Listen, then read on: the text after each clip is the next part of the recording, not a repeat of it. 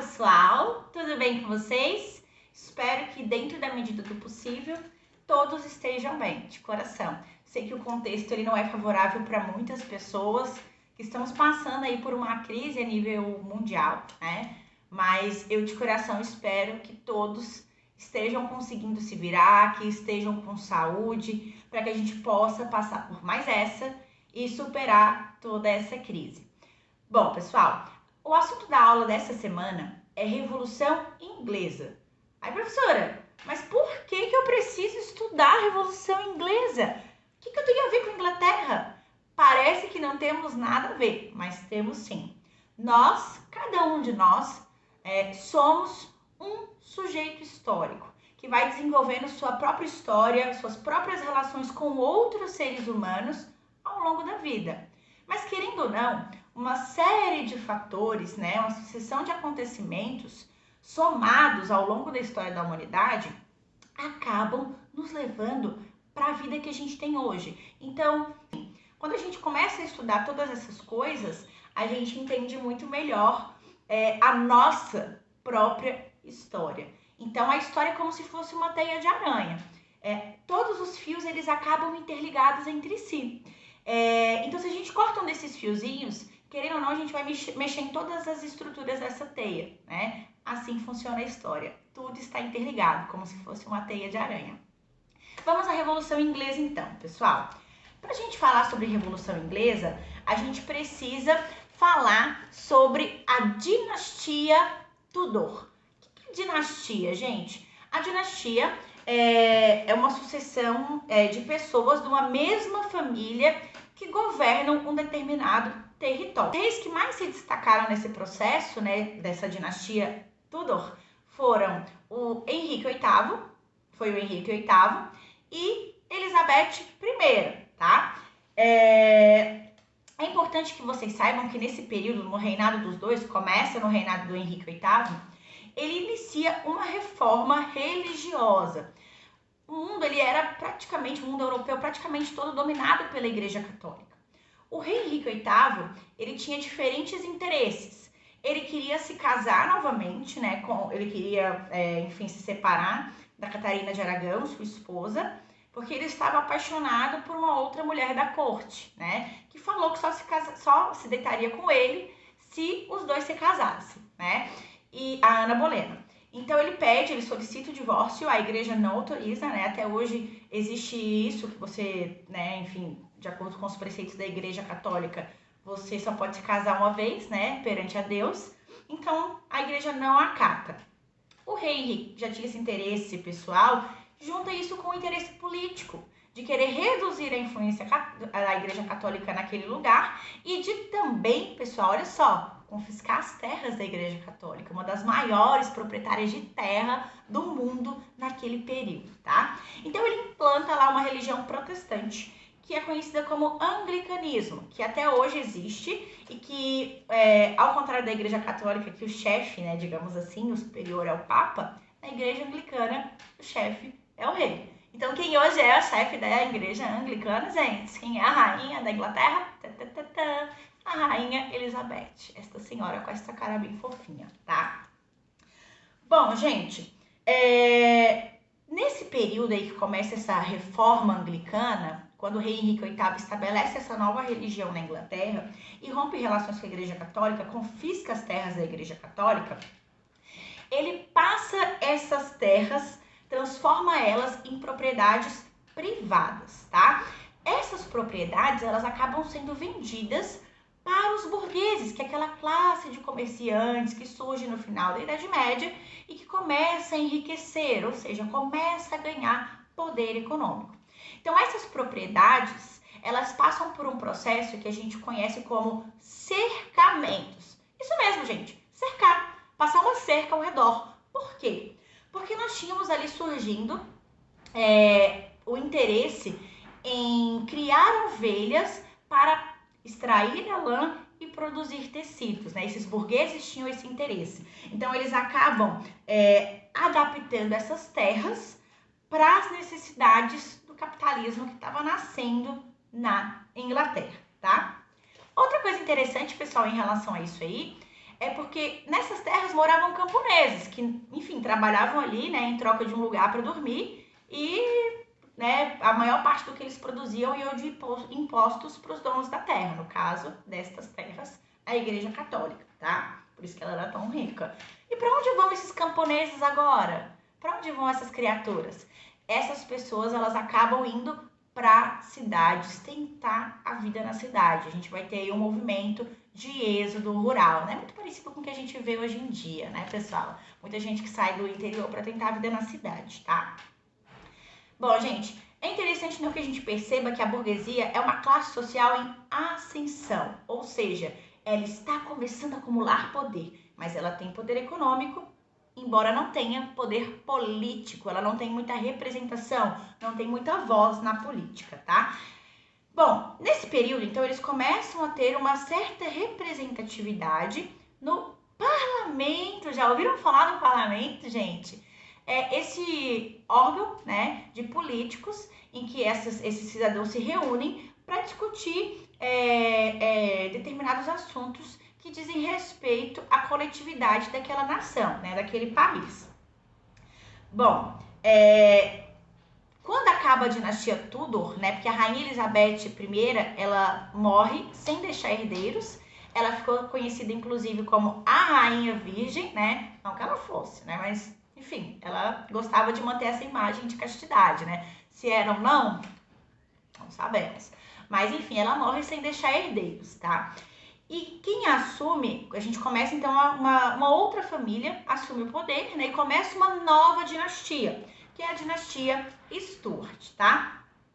Na dinastia Stuart, o rei Jaime I, ele acaba tentando controlar o avanço dos burgueses. Ele percebe essa movimentação e ele percebe que os burgueses, eles começam a acumular poder, tá? Então tá, como é que ele vai tentar controlar esses burgueses, gente? Primeiro, aumentando impostos, vai doer no bolso da galera, ele não é bobo nem nada, né?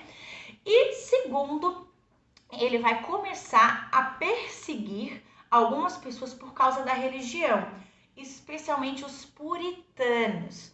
Quem são esses, professora? Os puritanos, eles são os protestantes calvinistas, né? Então é uma vertente da religião protestante que surge ali na Inglaterra, tá? Então ele começa a perseguir, tá, mas que religião tem a ver com burguesia, professora? Porque a maioria dos burgueses eram puritanos, tá? Então ele perseguia, ele aprisionava, ele mandava matar quem fosse puritano, tá? Outra coisa importante, gente, o rei Jaime I, ele vai dissolver o parlamento. Então, o parlamento ele deixa de existir aí por um longo período de tempo, por 8 anos, tá? Beleza. Rei Jaime I veste a paletó de madeira, né? Vulgo bateu as botas. Quem assume? Carlos I, tá? Ele leva a mesma política do pai, gente. Só que ele não tinha muita moral, né? Como o pai dele tinha, tá? Ele tenta ser absolutista, ele tenta continuar esse processo de aumentar impostos, perseguição religiosa, conter o avanço do poder da burguesia, mas ele não tem a moral que o pai tem, tá? E aí a gente tem o início de um processo que conhecemos como Revolução Puritana. Olha os puritanos aparecendo de novo, tá? Sob a liderança de um cara chamado Oliver Cromwell, né, um burguês, nós temos aí a constituição de um exército, que era o exército dos cabeças redondas. Aí, professora, eles eram carecas, eles eram cabeçudos? Não. É porque a maioria deles eram burgueses e eles se recusavam a usar perucas, que era um acessório da moda muito comum entre os nobres da época, que os burgueses se recusavam a utilizar. Por isso, o exército dos cabeças redondas. E aí a gente tem uma guerra civil na Inglaterra que vai durar quase uma década, tá? Bom, o que interessa é que o exército dos cabeças redondas, eles conseguem ganhar esse conflito, né? Eles conseguem ganhar essa guerra, a Revolução Puritana. E o Oliver Cromwell, que tem do seu lado a burguesia, consegue vencer o rei. Qual que é o fim do rei, gente? Do Carlos I?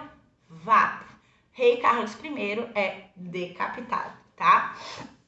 O Oliver Cromwell, por sua vez, ele proclama uma república, né? Para quem não sabe, gente, a palavra república vem do latim, que é uma antiga língua romana, né? Que significa coisa pública, tá? E a teoria era essa, em que houvesse uma participação popular, tá? Mas o Oliver Cromwell, que foi declarado Lorde Protetor da República, ele deixa que o poder suba a cabeça. Gente, sempre isso, né? As pessoas chegam no poder, parece que elas ficam deslumbradas com o que o poder possa oferecer, né? E quando ele chega no poder, ele começa a agir de forma muito autoritária, ou seja, ele começa a agir do jeito que os reis agiam e contra aquilo que ele mesmo lutou, tá? Bom, uma coisa que a gente tem que destacar do governo do Oliver Cromwell como Lorde Protetor da República é que ele instituiu um negócio chamado Atos de Navegação, tá? Ou seja, a partir daquele momento, os produtos ingleses eles só poderiam ser transportados por navios ingleses. Tá, professora? E daí?